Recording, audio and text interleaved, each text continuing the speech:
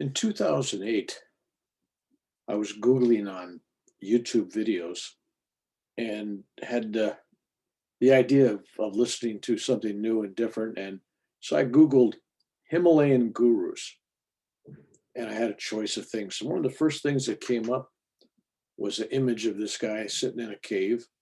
Um, and it was a short video, but it was from a documentary.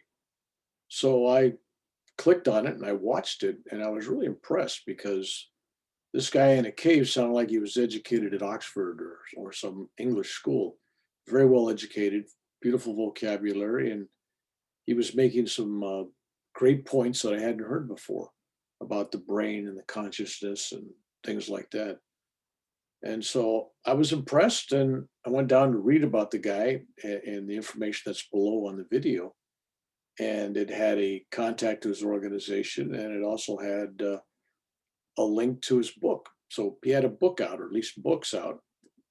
So normally, uh, if I'm going to get a book, because I used to get free books all the time because I would do reviews for authors and reviews for publishers, and I had all kinds of free books. Normally, I just had to ask a publisher to get a book, but in this particular case, with this guy being a guru and all, and I wanted to honor demand by actually buying his book, so I didn't ask for any favors. But I ordered the book, and when I read it, I was impressed. I posted a book review online on Amazon, uh, giving the thing a 5-star review. And then somehow somebody heard about that, and I got contacted by the organization someplace along the line with a little message saying that this guru had read my review or had it read to him, and he was pleased with it, uh, and then I just let it go at that. That was the end of it. So that was earlier in the year. Now, that year I was suffering, and I mean suffering because it was really a problem. I was having a series of couple of hundred brain seizures from an old battle wound from Vietnam where I got blown up by a rocket, blown about 20 feet in the air and landed on my forehead. It knocked myself out, twisted my neck, hurt my shoulders and back. But it's the head injury that remained untreated for over 40 some years that gradually became a more problem as time went on. So I was having seizures quite regularly. And it was making my life very complicated. And at this point in time, I was being told by the doctors that it was actually dangerous. So I had to give another thought to the whole thing. And then uh, my daughter, my daughter kept telling me that our grandson, her son, Gianni, was not sleeping through the nights, and he was really tired in the morning, and he'd been up all night, quote unquote, talking to his friends, and his friends are talking to him. And he was learning all kinds of weird stuff, crazy stuff. And she didn't know what was going on, if he had imaginary playmates or if he had great imagination or what was going on. So I told her, well, bring him on over. Let's talk to him. Because usually when a young person, and at this time he was about 3 years old or so, when a young person has things like this, normally they don't make them up. They kind of put down all the barriers and they kind of see things that other people don't see. But when he came over and he was sitting on my lap and talking to me, and he was asked by me, I said, to tell him about what was going on. And he told me that these friends, would visit him, and his friend would bring along these other friends and they would show him things. And he did this little thing on his head and did all kinds of unique things that I wasn't familiar with. And so I asked him to describe them and everything. And then he was sitting on my lap next to the computer, just in the same place there. And he looked on my computer, in the corner of my screen. I actually had the video of that guy frozen in the corner because I just watched it recently. It was up in the corner of my screen. And he says, "That's my friend." And he pointed to the guru. And I picked up a book. I had a copy of this guy's book. And he took the book, which had a picture of the guru on the cover, and he put him in his hands and held it in a big hug, and against his heart, and he goes, "And this is my friend." And then he opens up the book and he goes through the pages. There's pictures of Sirateshwa and Babaji and all these great saints and sages of India. And he goes, "Oh, and he was here, and he was here, and he brought this friend." And so my daughter and I look at each other, and I explained to my daughter that yeah, I had contacted this guy, but I hadn't had a conversation with him. I got a short message from his organization just 2 months before. So little Johnny gets up and runs off and plays with his Legos, and me and my daughter kind of look at each other and thought, wow, so he's being visited by these great masters apparently. And at that time, I believed him. I didn't think it was just a dream, because it was he described things and described who they were, and when he never seen that book before, when he opened up the book, he knew about them, at least their personalities. So I let it go, and then I started having dreams. Right after that, I started having dreams, and this guru would come to me and tell me to, "Bill, hurry up and finish your book." Well, at the time, I was working on a book, but it was a spiritual book, and it was an autobiography, and he just goes, "Bill, hurry up and finish your book." And so in the dream, I'm going, "Why am I going to die?" I'm thinking, "Why do I got to hurry up and finish this book?" So all that was going on for me for about 3 weeks. Every morning I'd wake up, it was the same conversation happened that night, and the guru would be standing in front of me, and it was repetitive. So fast forward a few weeks, and I get a call. Somebody looked up my website, found I had a contact information when they got my telephone number, and somebody in this guru's organization gave me a call and said that the guru was coming from India. He was going to be in Berkeley, of all places, speaking, giving a satsang. It's a little question and answer thing that they do, Indian style. And if I wanted to see him, that's a good place to go. That they invited me, come see him with the group, with the audience, no special deal, right? And I said, okay. But and it was for that weekend. And just before that weekend, I collapsed at another episode, and I collapsed at the Lodi Zoo. And I went to the doctor, and it was a bad seizure. And doctor tells me, he says, look, if you have another, you could have another one, or two or three or five, but at some point they're going to be fatal. This is getting really serious. We don't know what to do. And they're talking all kinds of stuff. So that's how I ended my weekend. So that weekend approached, and it was Saturday, and I talked a couple of friends into going with me and to meet this holy man, at least listen to his talk. I didn't want to drive. Obviously, if you're having seizures, you're not going to be driving a car. So I got a ride, got there, and when I told the people that were running the event, his followers, that I was there, and I wanted to see Gurdjieff. Maybe he wanted to see me, and they go, no, no, no, no, no, no, no. Nobody sees him. He's in the back room waiting for this, the program to start. I said, well, tell him I'm here. So anyway, so I didn't get a great welcome from the group to go tell, but somebody eventually told him I was there. And I was sitting in the auditorium waiting for the program to start, and one of these people that were running the event came to me and said, "Are you Bill?" And I go, "Yeah." And said, "The guru wants to see you. He sent for you." And I said, "Okay." So I left my friends there. I got up and I walked into an adjacent room, kind of like a green room, a waiting room, away from the hall. And there's nobody else in there except this guy bringing me in, and the guru is sitting way at the end of the room on a sofa, on this little sofa couch. And I didn't know the official greetings and all that stuff, so I just go, here I am, right? I didn't touch his feet, I didn't pranam, I didn't namaste, I didn't do anything. I just here I am, right? Like an old friend. And so I went up to him and he got up out of his chair. He wrapped his arms around me and gave me a big hug and said, you know, Bill, thanks for coming. I was like, yeah, okay, this is cool. And then we started off with a real nice conversation. And I immediately jump in and I said, hey, wait a minute. First off, I said, you've been keeping my grandson up late, you and your friends, and he's not getting any sleep. So, and I told him the whole story about coming to him and doing all that stuff. And he just kind of had his head down. He goes, I'm sorry, Bill. And I said, okay.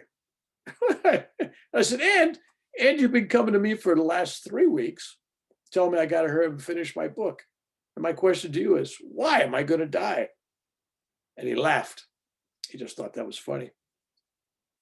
And then we started talking some more. And then I told him, I said, look, I said, I already got a guru, Paramahansa Yogananda. So I'm not looking for a guru. Uh, and I love Yogananda. And so he stopped me and he says, I love Yogananda too. Don't give him up. He says, but I am asking you to be my BFF. We'll be best friends forever. And that's the way we'll make this relationship. And I go, great. I mean, that was a really beautiful thing. And then we went on and we talked and he told me all kinds of wonderful things about myself. He told me the things that you want to hear if you ever had a dream about meeting a guru and you find this guru on some mountaintop someplace and the guru tells you, I've been waiting for you. You're special. I love you. You're my old friend. Well, basically it was one of those kind of conversations. I don't remember the exact verbiage, but basically it was, I was his friend and we've been friends.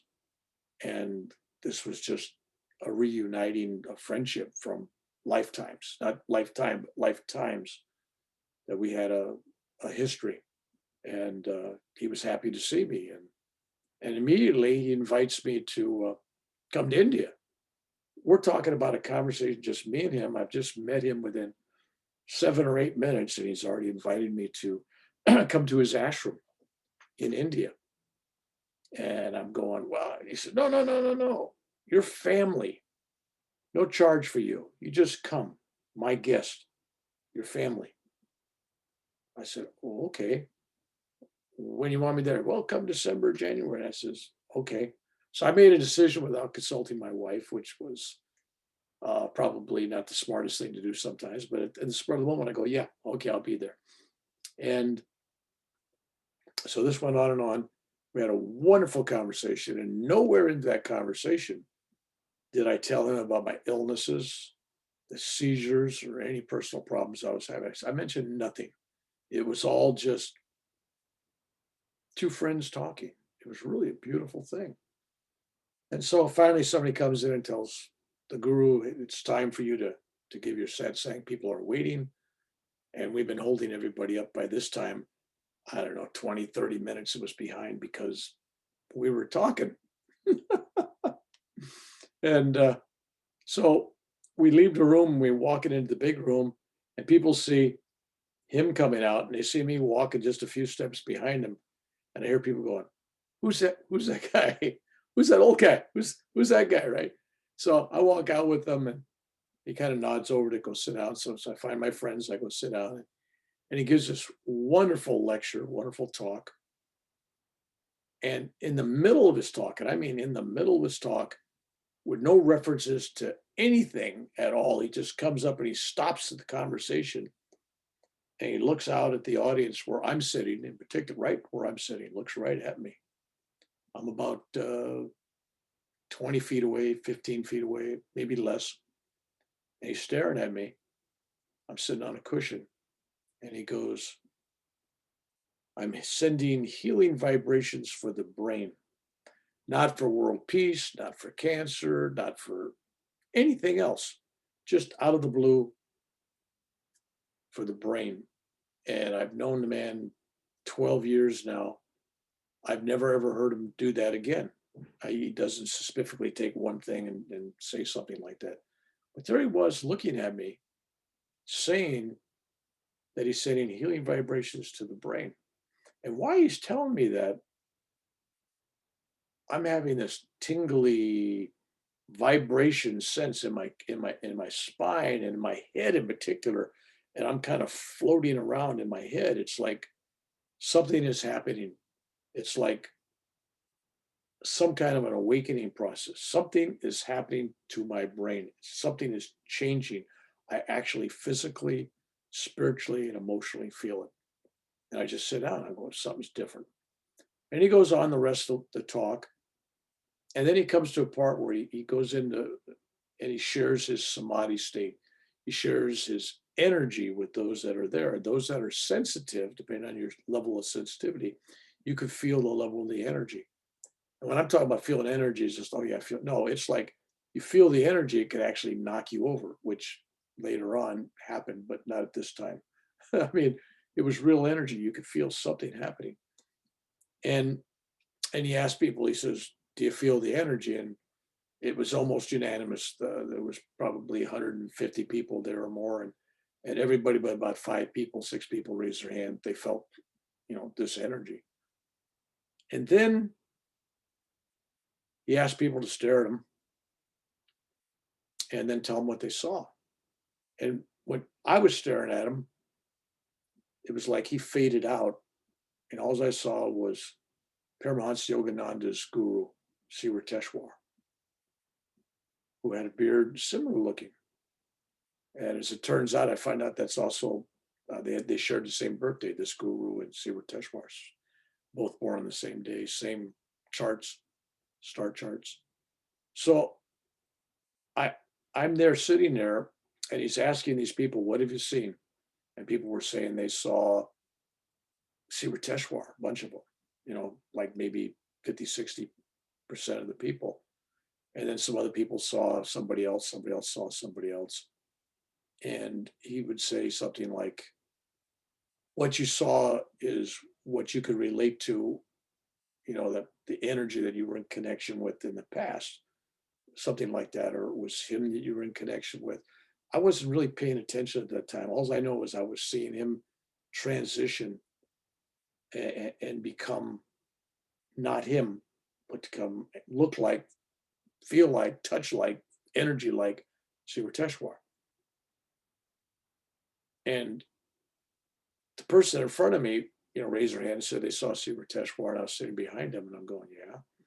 And one of the people that went with me, this woman, she turned around to me and she said, this is going to sound crazy, Bill, but when I was looking at him, he transformed into you, which was, it really kind of shook me up. I didn't know what to say. So finally, it was all over, and I'm sitting there trying to figure out all the stuff that happened. And somebody came out again and said, the guru wants to see you and to bring your friends. So now it's a chance for my friends to meet him. And I go, that's great, right? So we go and we go back into the room, and there he is. And I brought my friends in with me. And this woman that just said that he transformed into me, she was trying to ask him a lot of questions and stuff. She asked him about a problem she was having, and he gave her an answer, but she would argue against the answer. Well, so and so says this, or I read this, and then give her the answer again. And then she goes, well, yeah. And finally, the third time that she did this, interrupting him, he looked at her and he said, you've interrupted the guru 3 times. I cannot lie. I have to give you the correct answer. And he was like just lasering in on her. He says, you treat the guru like crap, the guru comes back on you. Something like that. It was just like, I just couldn't believe it, because he was so sweet and nice to me before, and nice to my group when I came in, but he just jumped on this poor lady, was just trying to make a point. And it was interesting because up until that point, in my mind, I'm thinking the way he treated me, I'm thinking he must treat everybody like that. He must be one of these little love gurus, kind of a hippie kind of guru. And he does that to everybody. And so it wasn't as meaningful.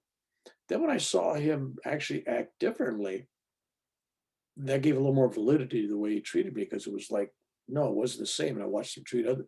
It was different. I started observing he was different with everybody. So this woman was feeling very awkward after being, chastised, that she wanted to get some balance back in. So she goes, uh, Guru, by the way, did Bill tell you that he's having problems with his brain? I mean, he's having these brain seizures and all that. And I'm trying to wave her off. I'm going, no, no, you don't have to tell him. I said, he already knows. And he's looking at me and I'm looking at him. And then I go, and he's already taken care of it. He nods his head. I nod my head. That was, I believe, August 16th, 2008, where I was having hundreds of these seizures a year. This is now 2020, almost the end of 2020. I haven't had a seizure. I've had some little episodes where, just starting, but nothing, no seizures. So whatever happened at that satsang, when he says, I'm healing the mind, the brain, something happened. It worked. And whatever happened about the book, told me to hurry up and finish the book. That's another whole story. But yes, that book ended up getting finished, but in totally a different way and manner that I started off. But that was how I met a guru named Gurnath in Berkeley, California, of all places, not India, where after I made all these trips looking for the guru in India, and he ends up coming to Berkeley.